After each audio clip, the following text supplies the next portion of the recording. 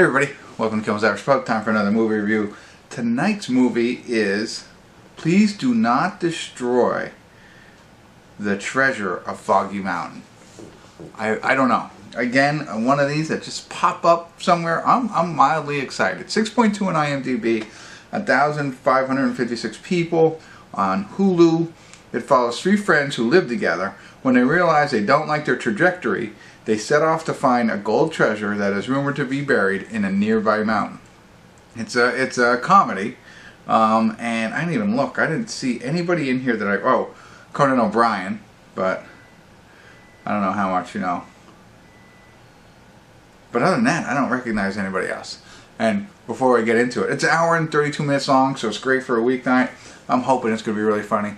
I could be way off, but I don't know if you saw this in my last video. As you can see, I'm surrounded by Christmas presents. Tis the season to be decorating, so a little extra ambiance for the movie review tonight. I know. You're welcome. Alright, that's it. I'll get into it, see what it's about, see if it's worth watching. Stick around. I'll let you know what I think.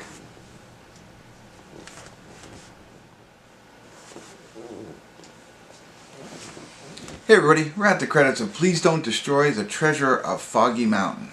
And honestly, I almost stopped it. I don't do check-ins anymore. And I almost did a very early check-in, right in the beginning. Not even right in the beginning. I let it marinate a little bit longer. But this movie was just hitting me so well. Like a lot of movies, I don't get a lot of laughs out of. This is, you know, the first 15 minutes. That's when I looked, because things start to change at that point. But the first 50 minutes or whatever, like the early part of the film, just had me laughing out loud consistently. They kept making jokes that I found funny, or everything that they were doing. It just, I don't know, hit me in the funny bone. And I don't know if it was my mood tonight or whatever. It's just my kind of humor. Not that it's strange humor or anything like that, but they were just hitting on all cylinders. And every moment I loved all the characters. So we have their three best friends who all live together. In the beginning, it was kind of like, the opening scene. I was like, but then it just starts rolling through. But they all live together, whatever. And they're 26. One guy is, his dad, Conan O'Brien, owns like a sportsman show, like a store, right? A big one, like I don't know. Whatever, I can't think, but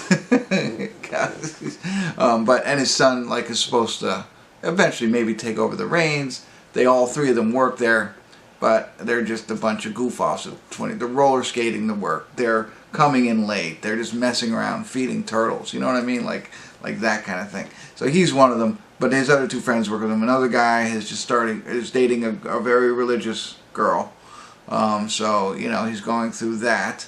And then the other friend, he works there too, but he doesn't really have much of anything else going on. So his friends are starting to kind of distance themselves. It's not a big development, but that's the reason that he decides, hey, maybe we should go look for this treasure. And there's a lot more to the backstory there, that they found it as kids, and then how they became friends at an early age. They found this compass, kept it, forever, and then he said, hey, maybe we should go try and find this treasure, to bring their friendship back together and get closer.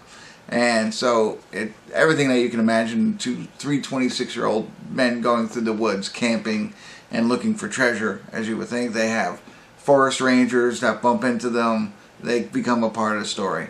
And again, for the most part, I couldn't stop laughing out loud. I had tears at one point. It just hit me.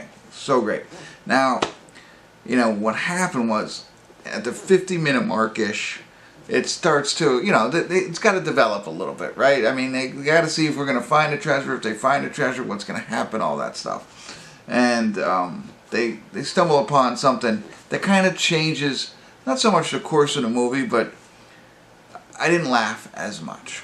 And I'm going to do a little bit segment, the spoiler alert stuff in a minute. Because that, I don't know, that stuff didn't straight. They were still, they were going back and forth, and their jokes in between each other were still funny, but the situation became, I don't know, a little too much. And I think they hung on to that all the way until the end. So, I don't mind the use of it. I just thought that they could have played that out a little bit. I know I'm talking like crazy, but and came back to something else. But I'll say that as soon as I can. But honestly, up the first 50 minutes of this film was an easy 8. Easy 8. I was laughing so much. But the second half brought me down to like a 5 or a 6. I don't think there was much in this, not the second half, but almost. The next 40 minutes, I guess it was just more of a 5 or a 6. So, I don't know. I'm stuck between a 6 and a 7 now based on that, obviously. So, it's definitely worth checking out. I could say that I thought it was funny enough that it's worth watching. So, that's my recommendation. Check it out. If you like that kind of humor, if you sometimes agree with things that I think are funny, maybe you'll like this too. So there you go. So that's bottom line there. I'm going to do a quick spoiler alert and talk a little bit more about what happened at the 15-minute mark. I'm not going to spoil the end of the movie, but it will give you a glimpse into more. So anyway, spoiler alert, spoiler alert, spoiler alert. They run into a cult into the woods. Okay, I think that could be funny. I've seen that in other movies, you know, and I think that's, I don't know, overplayed in a sense, but that's okay. It can explain the other person that went missing. Love it, and I think there are some laughs to be had there. There's nothing wrong with doing it, what they were doing, but honestly, at the end, I didn't think that should have stretched all the way to the end, in my opinion. So they became an integral part of what's going to happen with this treasure and them, all that stuff. I think it's an integral part. Leave it at that, and then move on from it. You know, however you do that, don't make them the ultimate villain. Is ultimately what they did, and you know, I don't know, that part didn't strike me as much as the rest of the movie. So I think they could have used it for a piece, and then moved on and did something else. The hawk was fine, all that was good. The rangers coming back, the park rangers, okay, but I don't know. That just kind of, that's the 40 minutes that I was like, you know. Could have been done. Didn't need to stay on it. Move on from it and get back to the humor that I enjoyed. Selfishly. How would you do that? I don't know. Again, one of the things I'd love to be able to do that I think would really make this channel more interesting would be, okay, now recreate my own third act, if you will. And, you know, I could come up with different ideas and maybe share them, but I don't know. We'll see. Anyway, that's what I got for you. Sorry, a little bit longer. Worth it. I'm hypercritical on things I like the most. So this one had me rolling for a while. So that's it. Thanks for tuning in. Kimmel's Irish Pub.